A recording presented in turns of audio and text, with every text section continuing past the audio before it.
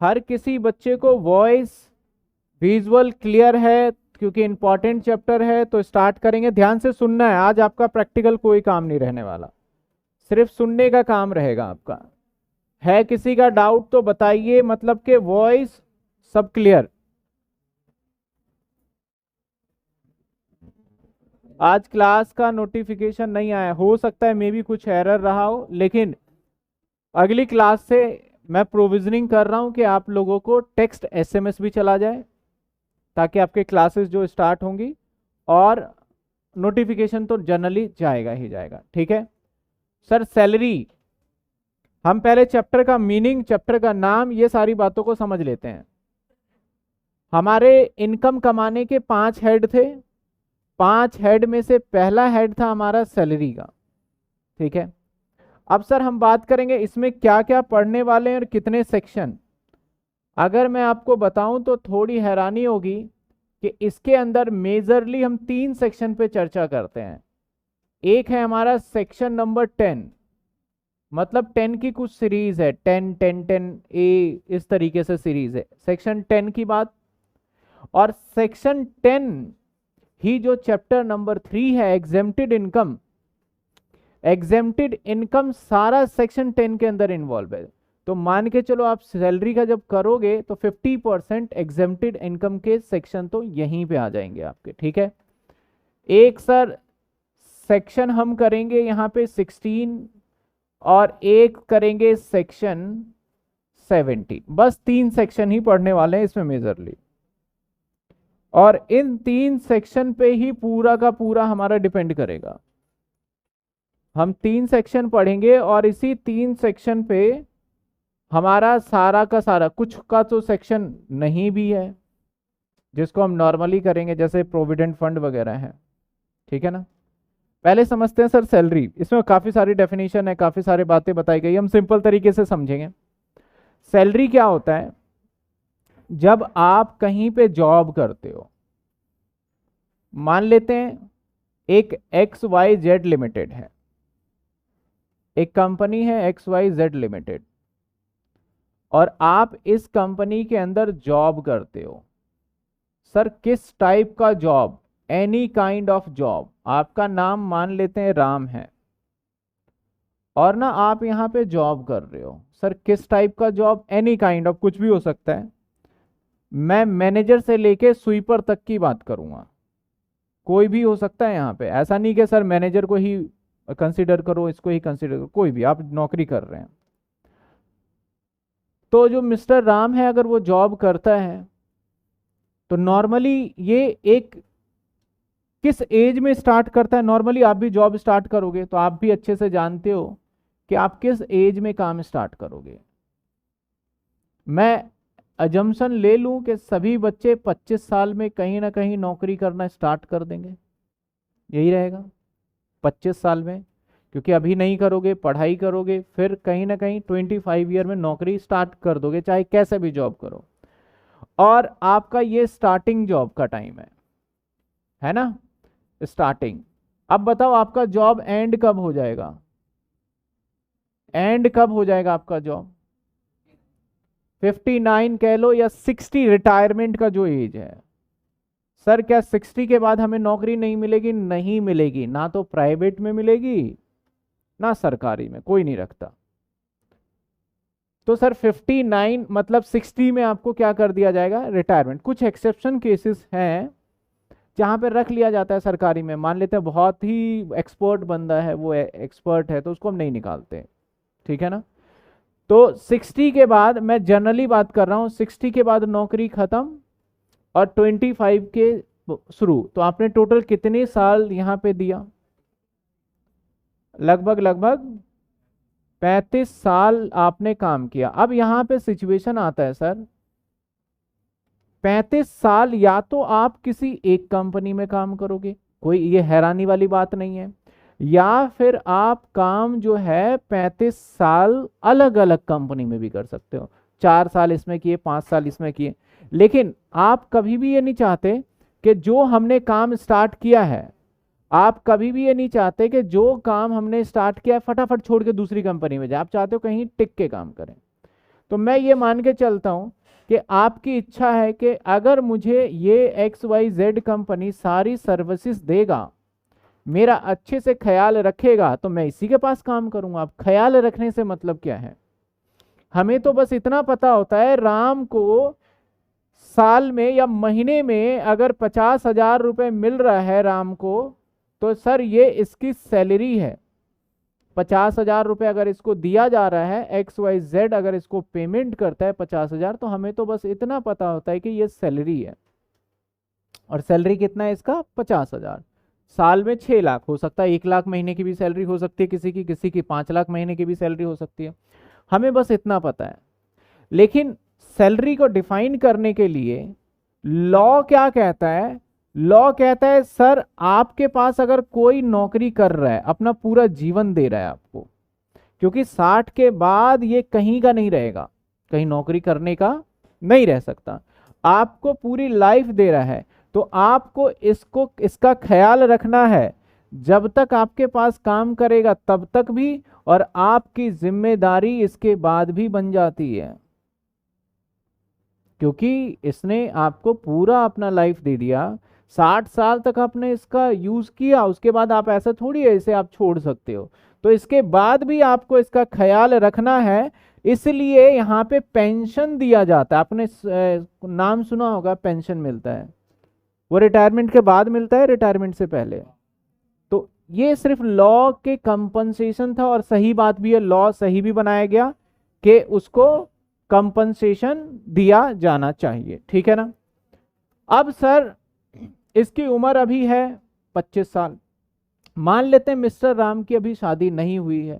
जैसे इसकी शादी होती है, अगर मान लो इसकी शादी अगर हो जाए, तो इसके ऊपर जिम्मेदारी की बोझ भी क्या होता जाएगा? साथ के साथ बढ़ता जाएगा। अब जो इसका ऑनर है, इस ऑनर की रिस्पॉन्सिबिलिटी पूरी पूरी आती है कि इसका सिर्फ इसका नहीं ख्याल रखना, इतने पैसे इसको देना है ताकि ये इसका घर भी चला पाए। अगर इसने ऐसा नहीं किया तो ये बेचारा छोड़ देगा नौकरी। कोई जॉब क्यों छोड़ता है? क्योंकि उसको इतने पैसे नहीं मिल पा रहे जिसमें उसका घर सही से नहीं चल पा रहा।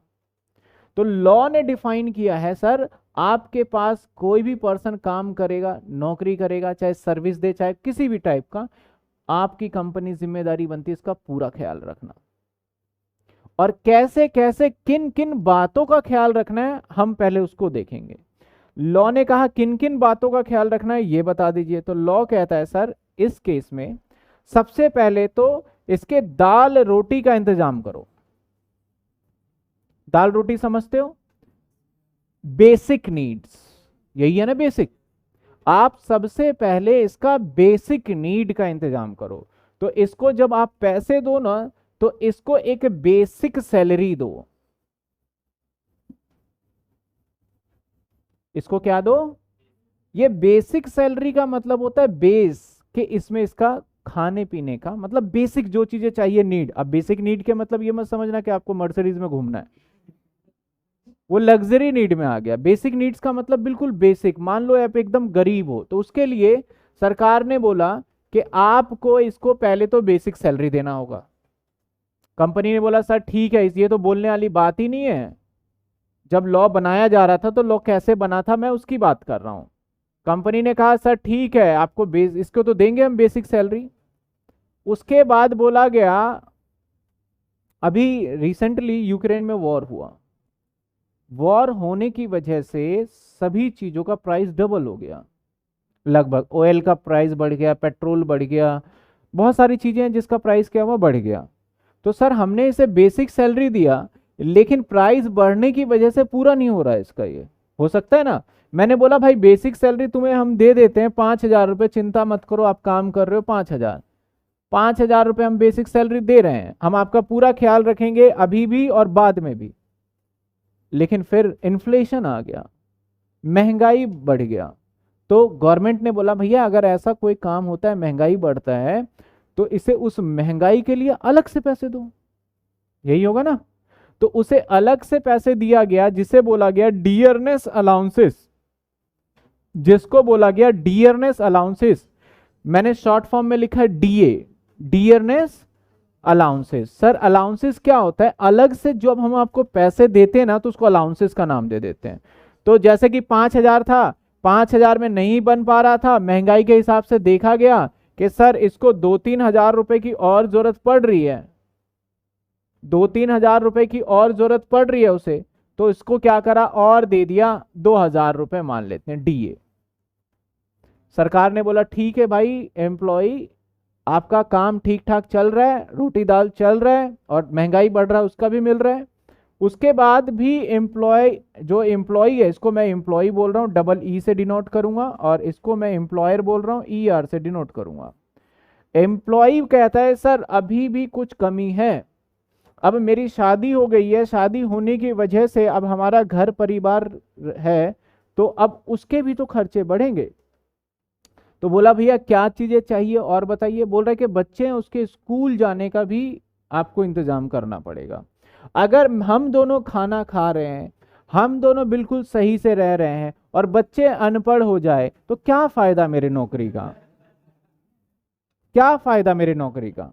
तो बोला गया भैया तुम्हें इसका भी ख्याल रखना। इसने बोला चलो फिर तुम्हारी तनख्वाह बढ़ाते हैं। ये नहीं बढ़ाएंगे वो, तनख्वाह बढ़ाने का मतलब उसको बोला गया चलो तुम्हें चिल्ड्रन एजुकेशन अलाउंस दे रहे हैं। मैं शॉर्ट फॉर्म में लिख रहा हूं, बाकी सारी चीजें मैं बता दूंगा, अभी इसमें नोटिंग का कोई पॉइंट नहीं है।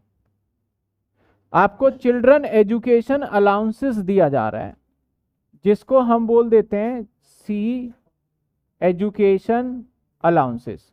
मान लेते हैं आपको 500 रुपए महीना और बढ़ा देते हैं आपकी तनख्वाह में। स्कूल में पढ़ाइए, सरकारी स्कूल फ्री में है, पढ़ाइए, वहां ट्यूशन में लगेगा, 500 रुपए महीना और ऐड कर दिया। अब ठीक ठाक चल रहा है। अब इतना ठीक ठाक चलने के बाद इसके बेसिक नीड्स खत्म नहीं होती। इसने कहा सर ये चीज तो ठीक कर दी, अब आपने दिया दाल रोटी खाने को, आपने दिया हमें पैसा, महंगाई तो महंगाई तो दाल रोटी में निकल गया, अब बीमार पड़ते हैं तो क्या करें, उसका भी तो देखना पड़ेगा। तो फिर एम्प्लॉयर ने एक और पॉइंट ऐड ऑन कर दिया, सर बीमार कर पड़ जाते हो तो आपको मेडिकल अलाउंसेस भी दिया जाएगा। मान लेते हैं 200 रुपए महीने का दे देते हैं, सही है, साल में 2,000, हालांकि ज्यादा भी लग जाता है, लेकिन मालिक बेसिक तरीके से सोच रहा है। आपको ये नहीं सोच रहा कि आप बीमार पड़ोगे तो आप यूएस से चले जाओगे इलाज कराने, वो ये सोच रहा है कि आप बीमार पड़ोगे तो साथ वाले क्लिनिक में इलाज करा लोगे जिसमें ठीक हो जाओगे। ठीक है, अब इसके बाद अगली बात करते हैं। एम्प्लॉयर ने कहा कि सर चलो ठीक है, दवाई का भी इंतजाम कर दिया, इसके बाद आपने स्कूलिंग का भी इंतजाम कर दिया, अब बात है हमें रहने का भी आपको इंतजाम करना पड़ेगा, क्योंकि हम रह तो रहे हैं लेकिन अब जहां से रह रहे हैं ऑफिस आने में बड़ी तकलीफ होती है, ऑफिस 30 किलोमीटर दूर है, तो हम लेट आएंगे कल से। अब यानी 10 बजे का टाइम है, हम 12 बजे तक पहुंच पाएंगे, जॉब दूर है।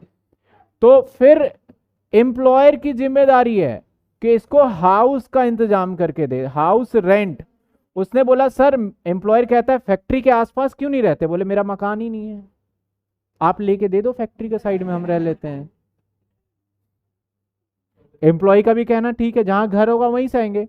तो एम्प्लॉयर बोलता है ठीक है भाई, मेरे साथ में किराए पे लेके रह लो, तो हम आपको हाउस रेंट एक्स्ट्रा दे रहे हैं, मान लेते हैं 2,000 रुपए एक्स्ट्रा आपकी सैलरी में जोड़ देते हैं, और तो आप रह लो साथ में, आपको दिक्कत नहीं होगी। जब हाउस रेंट दिया गया तो उसके बाद एम्प्लॉयर जो है वो कहता है कि भैया जब मेरे घर पे मान लेते हैं जब भी लड़ाई हो जाती है मेरी वाइफ के साथ, तो उस टाइम पे खाना वाना बनता नहीं, और काफी टाइम तक अगर मेरी वाइफ चली गई तो खाने वाने की बड़ी दिक्कत रहती है, तो इसका भी आपको इंतजाम करना पड़ेगा, अगर नहीं करते हो तो मैं चला। अब जोमेटो स्विगी में तो पैसे लगेंगे, फ्री में थोड़ी है। अब इसने मालिक से बोला कि सर इसका भी इंतजाम करो। मालिक ने बोला ठीक है भाई, आप या तो हम ऐसा करते हैं, मालिक ने बोला, मालिक दो तरीके से हेल्प कर सकता है, या तो बोले पैसे लो और अपना जहां मर्जी खाओ छुटकारा, या मालिक कह सकता है हम यहीं कैंटीन खुलवा रहे हैं, यहीं पे खाना है आपको। तो यहां पे एक और पॉइंट ऐड कर दिया गया, लंच अलाउंसेस। मान लेते हैं कि 100 रुपए डेली या 100 रुपए मंथली, जो भी एक टेंटेटिव आइडिया ले रहे हैं ये। अब इसके बाद अब एम्प्लॉय इतने दिन काम करेगा 35 साल, तो क्या आपको लगता है कि एम्प्लॉय का डेजिग्नेशन, एम्प्लॉय का उस कंपनी के अंदर जिस कंपनी में काम कर रहा है वो सेम ही पोस्ट पे होगा? बढ़ेगा ना वो। पहले होगा आपका जूनियर, फिर होगा थोड़ा सीनियर, फिर मैनेजर, फिर बहुत हाई लेवल पे। तो ये बोल सकता है कि भाई अब मेरा एज मान लेते हैं, इसकी एज 50 साल हो गया और यहाँ का ये सीनियर मैनेजर है, तो ये बोल सकता है कि भैया मैं सीनियर मैनेजर हूँ और मैं ऑफिस पैदल आता हूँ और कुछ एम्प्लॉय ऐसे हैं जो कि कार वगैरह से भी आ रहे हैं, मेरी बेइज्जती हो रही है उसके अंदर। तो आपको क्या करना है, उसका इंतजाम करना पड़ेगा। आप कार की फैसिलिटी प्रोवाइड करिए, नहीं तो मैं छोड़ दूंगा जॉब। मालिक को मजबूरन उसके लिए कार का फैसिलिटी प्रोवाइड करना पड़ेगा। मान लेते हैं या तो दे देगा उसको कार, या खरीद के दे देगा, या उसको कार किराए पे दे देगा, या कैब का पैसा दे देगा। कार की फैसिलिटी दे दिया और बोला भैया पेट्रोल वेट्रोल का भी खर्चा हम देंगे, छोड़ के मत जाना, 2000 रुपये पेट्रोल का खर्चा, ठीक है ना। अब काम कितने टाइम कर रहा है पता है आपको? वो काम कर रहा है पूरे 35 साल। 35 साल एक जगह काम करने को दिया जाए, बोर हो जाओगे। अगर एक ही काम दिया जाए, अगर यही चैप्टर में 3 महीने पढ़ा दूं ना, आप इस चैप्टर को छोड़ दोगे।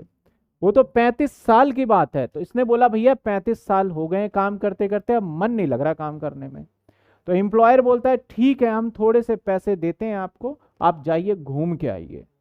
क्योंकि इसके पास इतने पैसे है ही नहीं कि घूम पाए, घूमने का तो है ही नहीं। जो पैसा दे रहा है आप देख रहे होगे, खर्चा कर रहा है।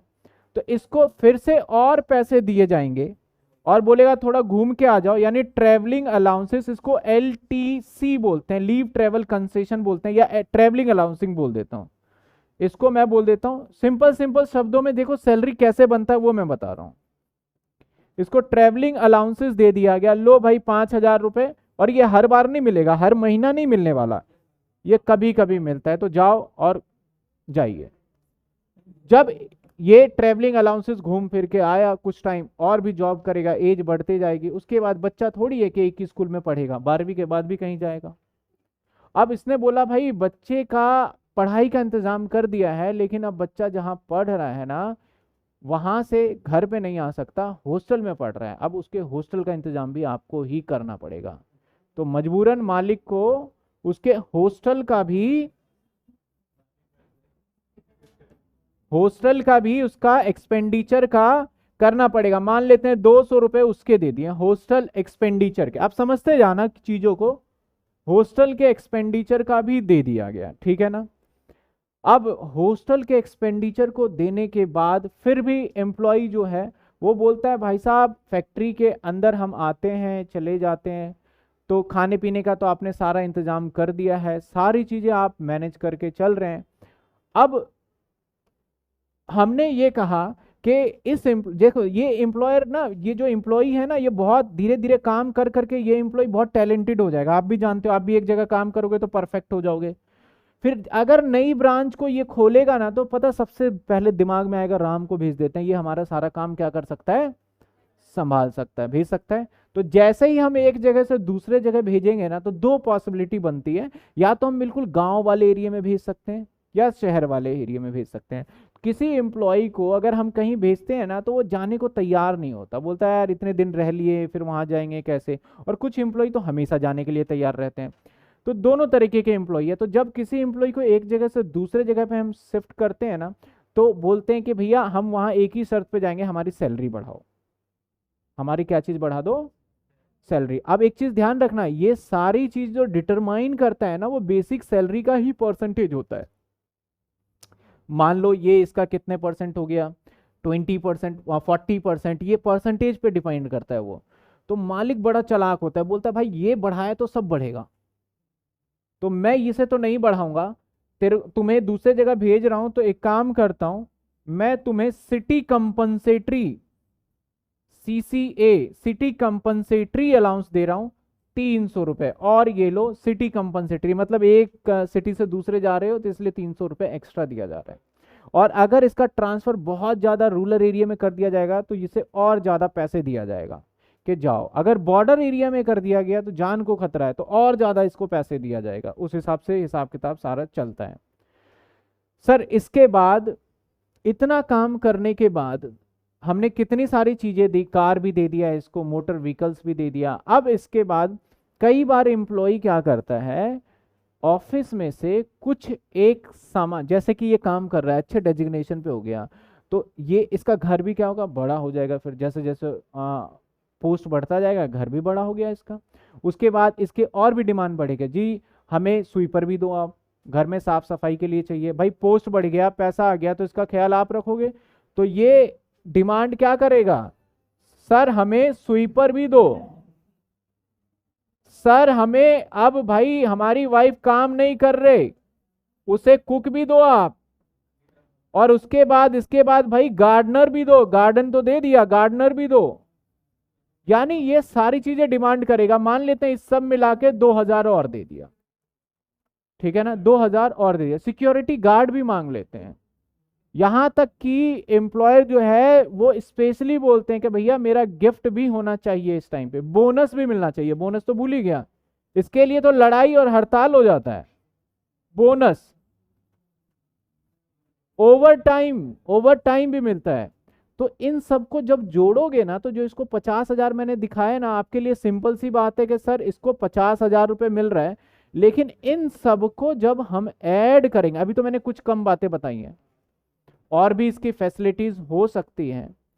आप सारी बातों को हम एक साथ, एंटरटेनमेंट अलाउंस हो सकता है इसके अंदर आपका और भी बहुत सारी फैसिलिटीज हो सकता है। इन सभी को जोड़ने के बाद इसको 50,000 मिलता है। हमारे तो दिमाग में होता है सर 50,000 रुपए उसकी सैलरी है, लेकिन 50,000 कैसे बना है, ऐसे ऐसे सारा बाइफिकेशन करके।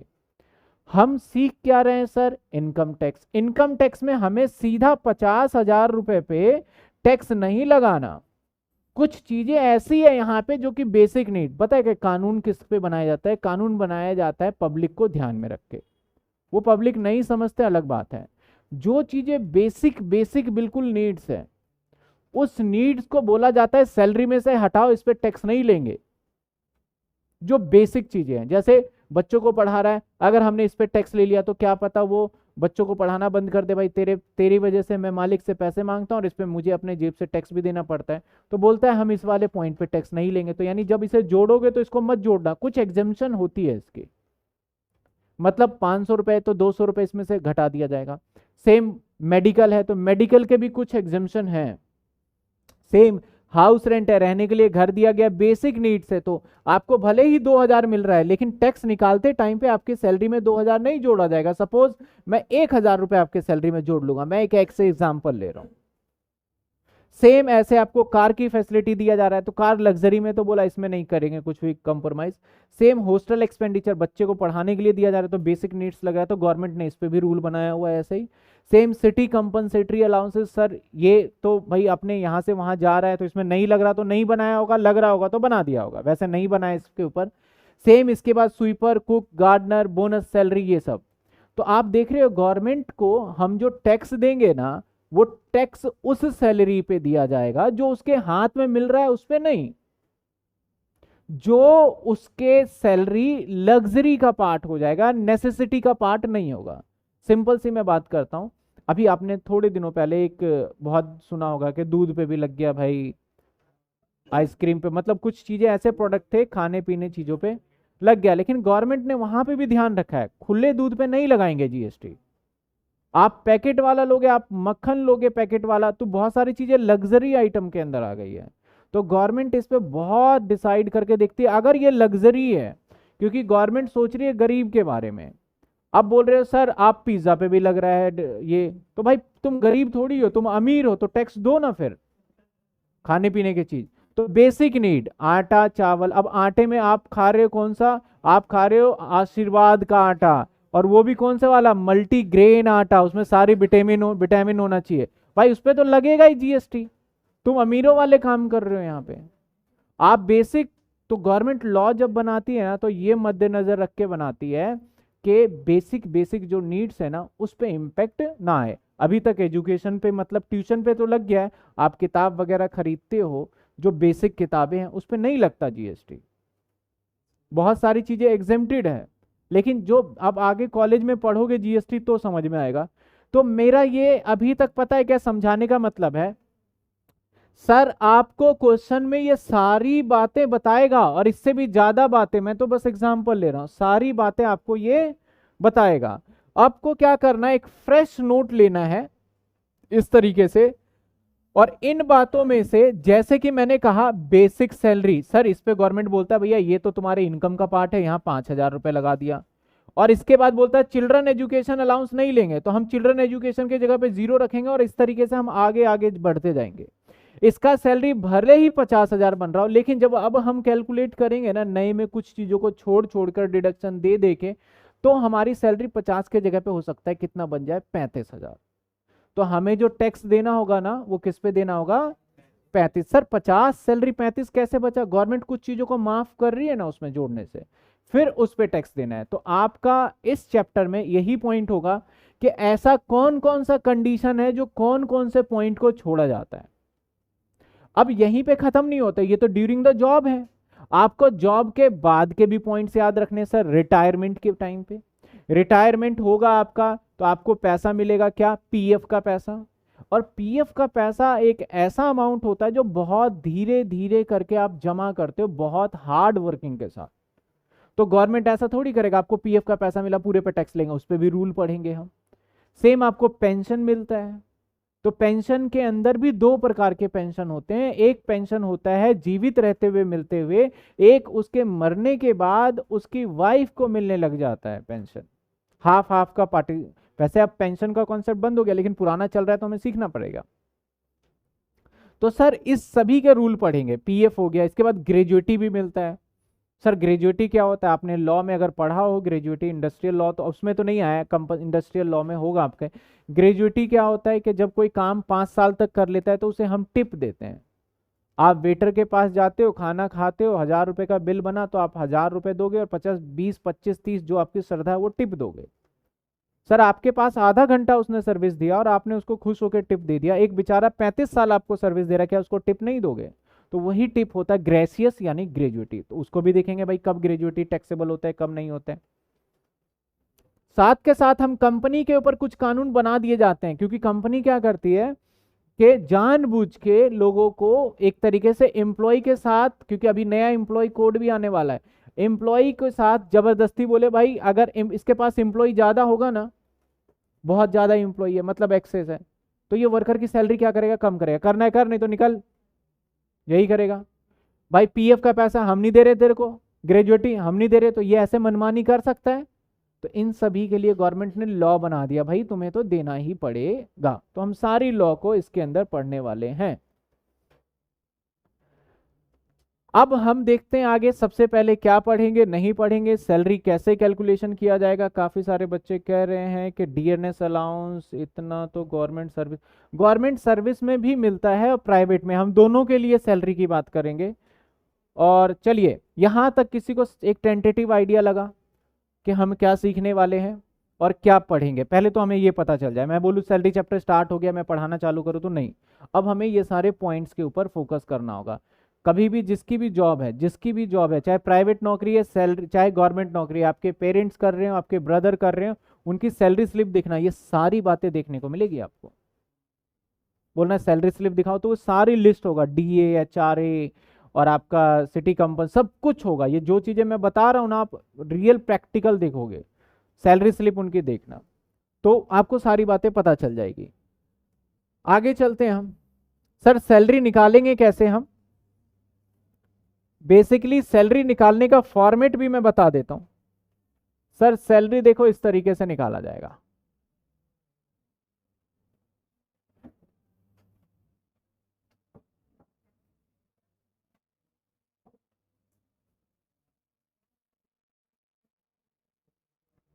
और इसी के अंदर सबसे बड़ी टेंशन है टैक्स कैलकुलेशन करना, ओल्ड रिजिम और न्यू रिजिम। मैं तो दो पहले सिंपल बताऊंगा फिर धीरे धीरे आगे लेके चलूंगा। अब जैसे मिस्टर राम के लिए है तो computation of salary for mister Ram, एक तो ये लिखना है। कंप्यूटेशन मतलब सैलरी की कैलकुलेशन कर रहे हो किसके लिए सर? राम के लिए। नीचे लिखोगे ए वाई होता है असेसमेंट ईयर, जैसे मान लेते हैं 2022 और 23 चल रहा है आपके एग्जाम के लिए, और यहां पर्टिकुलर। ये तो है सर फॉर्मेट, ठीक है ना, ये है हमारा फॉर्मेट। अब सर इसके अंदर क्या रहेगा? सबसे पहले आएगा बेसिक सैलरी,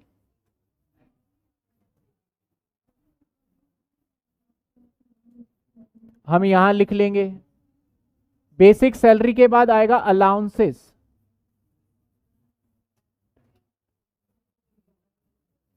अलाउंसेस जो भी अलाउंसेस है यहां आ जाएगा। हम अलाउंसेस को डिटेल में पढ़ेंगे। अलाउंसेस के बाद ना एक आता है परक्विजिट्स। मालिक आपको दो तरीके से सुविधाएं दे सकता है सर। दो तरीके से क्या? अगर मान लेते हैं आप जॉब कर रहे हो और आप एम्प्लॉई हो, और आप एम्प्लॉई ने समस्या लेके गए किसके पास? मालिक के पास, यानी एम्प्लॉयर के पास। तो किसकी जिम्मेदारी बनती है इसको सॉर्ट आउट करना? एम्प्लॉयर की। आपने बोला सर घर नहीं है, तो मालिक क्या कर सकता है? या तो आपको रेंट का पैसा दे देगा, जाओ जहां मर्जी रहो, या आपको एक घर ही बनवा के दे देगा। दोनों पॉसिबिलिटी हो सकता है। तो जो आपको रेंट का पैसा हाथ में मिल रहा है ना, उसको बोलते हैं अलाउंसेस। और जो आपको पैसा ना देके वो फैसिलिटी मालिक खुद दे देता है, उसको बोलते हैं परक्विजिट्स। पर्क बोलते हैं वैसे तो, आपने कई बार अगर सुना हो पर्क बोला जाता है, तो उसे परक्विजिट्स कहा जाएगा। तो यहां पे एक तो अलाउंसेस सारा ले लेंगे, और सर एक परक्विजिट्स भी ले लेंगे, एक परक्विजिट्स भी ले लेंगे। तो समझना ये हमारा इसमें अलग अलग क्लासेस लगने वाला है, हमारा अलग अलग टाइम लगेगा। तो परक्विजिट्स और अलाउंसेस में डिफरेंस क्या होता है?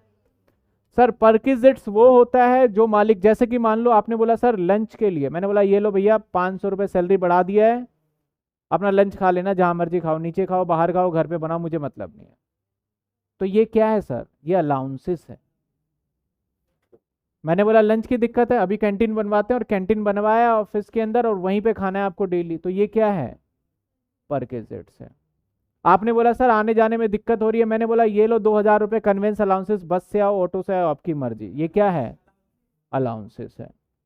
मैंने बोला अच्छा आपको आने जाने में दिक्कत आ रहा है, मेरा ड्राइवर आपको कल से छोड़ के जाएगा और लेके आएगा, ये क्या है? परक्विजिट्स। तो फर्क समझना, परक्विजिट्स में अलाउंसेस में दो तरीके से बातें फैसिलिटी मिल सकता है।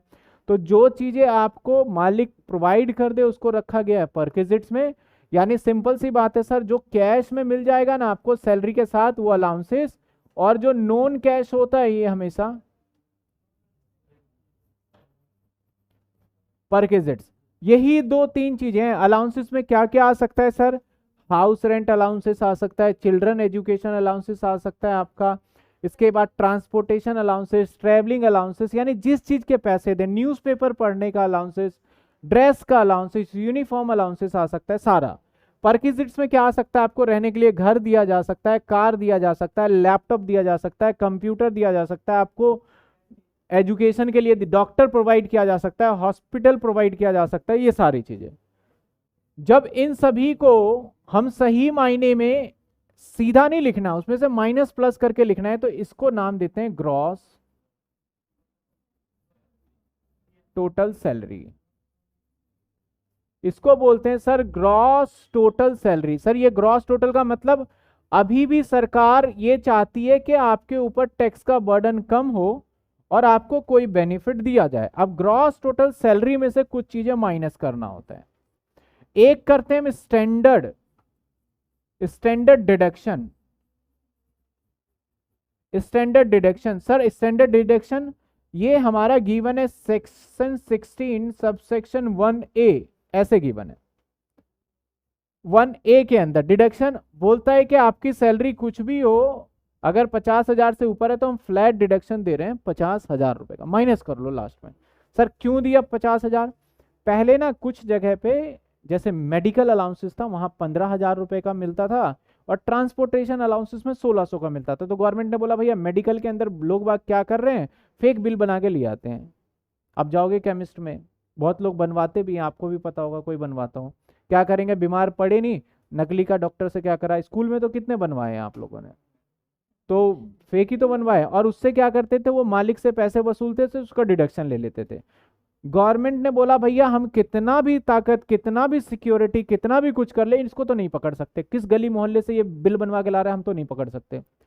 तो सर यहाँ पे चोरी तो हो रही है टैक्स का। दूसरा ट्रांसपोर्टेशन का, आप पैदल जा रहे हो, आप बोलो नहीं हम तो मेट्रो से आए हैं, बोलेगा टिकट, टिकट मिलती नहीं है, वो तो टोकन में ही रह गया वो तो। आप जा रहे हो पैदल, तो यहाँ पे भी थोड़ी सी चोरी हो सकती है। गवर्नमेंट ने बोला अब इनके ऊपर हम डिडक्शन नहीं देंगे आपको, हाँ हम आपको सीधा 50,000 माइनस कर देते हैं, सरदर्दी खत्म कर दी उन्होंने। पहले लोग बाग 70-80 हजार तक भी ले सकते होंगे, लेकिन सीधा गवर्नमेंट ने बोला 50,000 रुपये, अभी न्यू इंट्रोड्यूस हुआ है। अब एक चीज ध्यान रखना, मैंने बताया था पहले ना ये 16(1) हुआ करता था, फिर ये 16(1) सरकार ने कुछ दिनों के लिए काट दिया, फिर बोला कि भैया एक नया सेक्शन लेके आना है, तो सरकार ने बोला 16(1) तो हट गया, तो ऐसा नहीं है, अब नाम दे दिया 16(1)(a). जब कभी भी कोई नया आता है ना ABCD, तो इसका मतलब हमेशा समझना ये नया सेक्शन है, अभी इंट्रोड्यूस हुआ है, अभी बीच में आया है, शुरू में था ही नहीं जब इसको बनाया गया। तो सर इसके बाद एक और दिया जाता है आपको यहाँ पे डिडक्शन, किस चीज का, एंटरटेनमेंट, एंटरटेनमेंट का डिडक्शन दिया जाता है।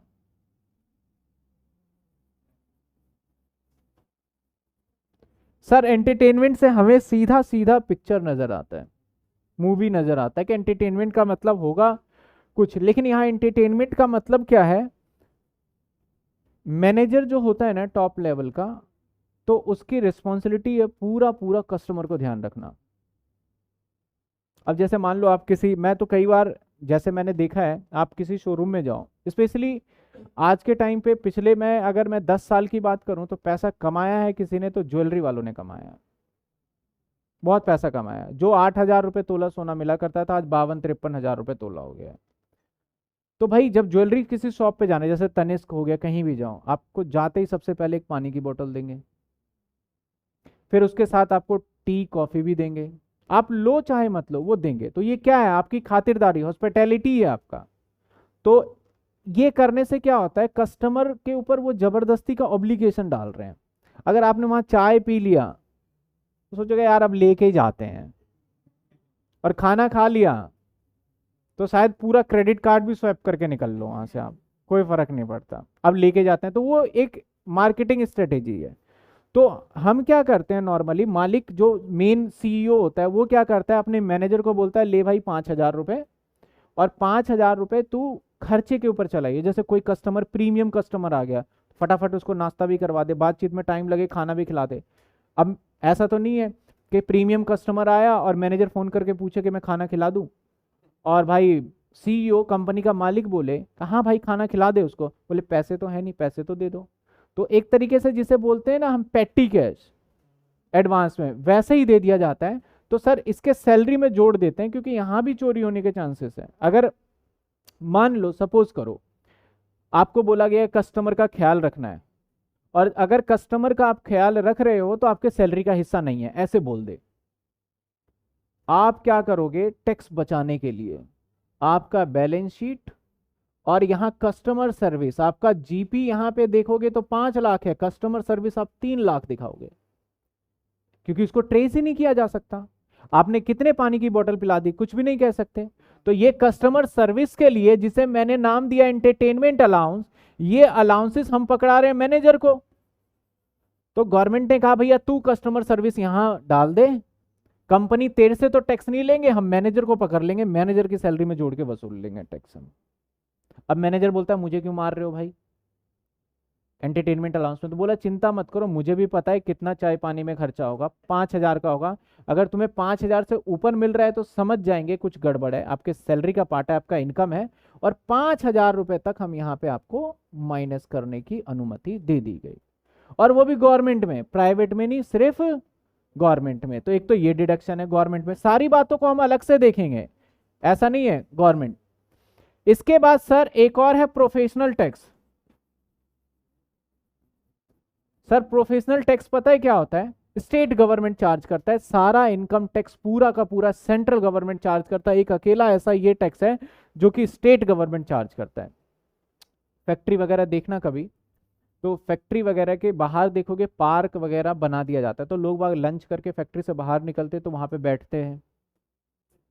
और फैक्ट्री एरिया में बहुत सारे कंस्ट्रक्शन वगैरह, लाइटें, रोड वगैरह, ये सारी चीज़ें सुविधाएं बना दी जाती है। तो स्टेट गवर्नमेंट कहते हैं भैया हम आपकी फैक्ट्री में इतनी डेवलपमेंट कर रहे हैं, उसके लिए मुझे टैक्स चाहिए।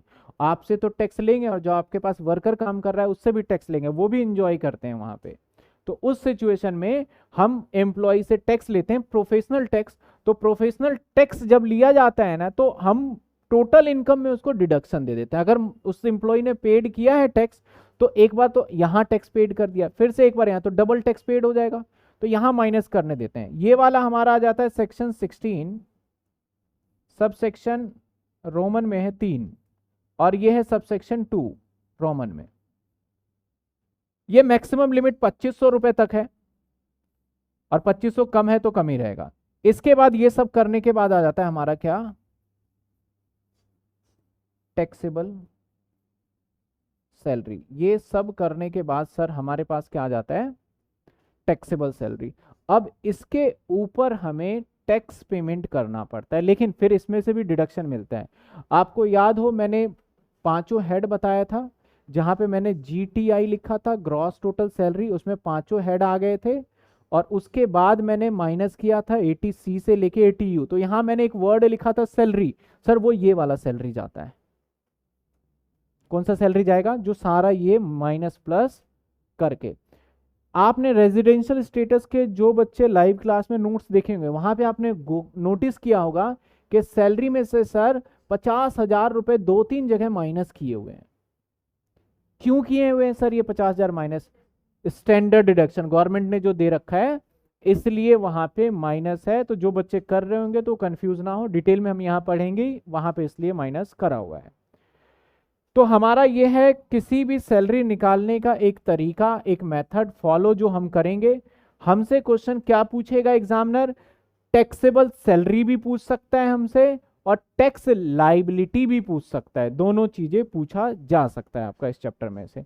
अब सर यहाँ पे 2 टैक्स रेट आ जाते हैं, एक ओल्ड रिजिम और एक न्यू रिजिम। तो अभी फिलहाल तो हम टैक्स स्लैब रेट की हम बात नहीं करेंगे, जिनके कॉलेज वगैरह में स्टार्ट हो जाएगा उनको बताया भी गया होगा कि सर ओल्ड रिजिम से ये होगा, चिल्ड्रन एजुकेशन यहाँ मिलेगा यहाँ नहीं मिलेगा, तो मैं नहीं, पहले मैं बेसिक चीज़ें 2 से 3 दिन लगेंगे समझा दूँ, उसके बाद फिर मैं कंपैरिजन करके दोनों कॉलम बना के एक साथ कर दूंगा, ओल्ड के साथ भी और नए के साथ, कोई परेशानी नहीं आएगी उसके अंदर। ठीक है, यहां तक हर किसी को बात। स्टैंडर्ड डिडक्शन, दोबारा स्टैंडर्ड डिडक्शन एक नॉर्मल फिक्स अमाउंट दे दिया गया है कि आपको 50,000 माइनस करना ही है। आपकी इनकम अगर 45 है ना, अगर ये 45 बन रहा है तो 45 करोगे, 60 बन रहा है तब भी 50,000 माइनस करके आप कंटिन्यू चलिए।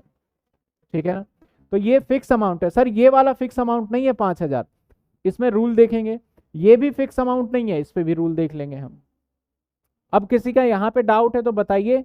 फिर पहले, सबसे पहले हम समझेंगे, देखो चैप्टर कैसे खत्म होगा, सबसे पहले समझेंगे ये, इसके बाद समझेंगे ये, इसके बाद समझेंगे ये, चैप्टर खत्म।